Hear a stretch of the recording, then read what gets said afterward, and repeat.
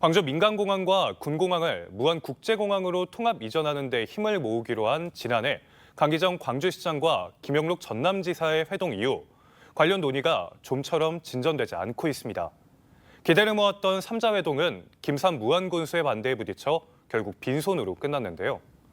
새 단체장이 모두 속한 더불어민주당 등 지역 정치권도 이렇다 할 역할을 하지 못하고 있습니다.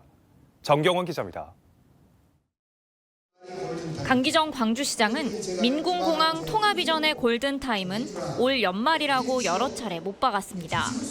정부가 부산 가덕도와 대구 경북 통합 신공항 등에 막대한 예산을 쏟아붓고 있는 데다 무안공항에서 차로 1시간 반 거리인 전북 새만금공항도 내년 초 착공이 확정됐기 때문입니다.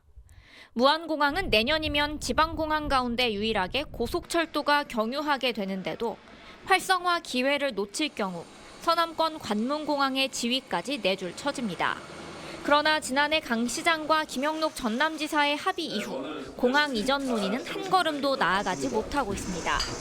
특히 기대를 모았던 강 시장과 김 지사, 김산 무안군수의 3자 회동 역시 빈손으로 끝난 뒤 2차 회동은 기약조차 없는 상황입니다.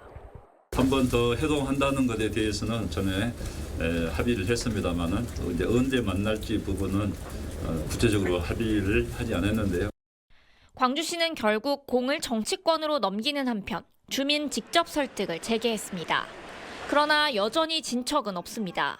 양분한 민주당 광주시당 위원장 주도로 광주 전남 민관정이 참석하는 첫 연석회의를 추진했지만 결국 반쪽짜리로 끝났습니다.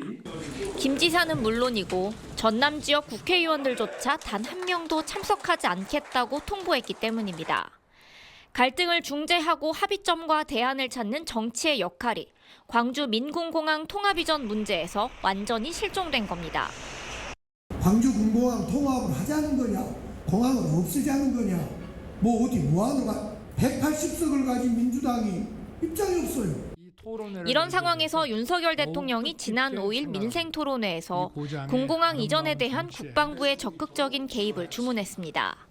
송정 비행장은 좀 빠른 시일 내에 광주에서 좀 다른 용도로 활용할 수 있도록 하여튼 저도 열심히 노력을 하겠습니다. 올해가 채 넉 달도 남지 않은 상황에서 공항 이전 문제가 지난해 시도지사의 발표문에 담겼던 의미 있는 진전에 다가갈 수 있을지 주목됩니다. KBC 정경원입니다.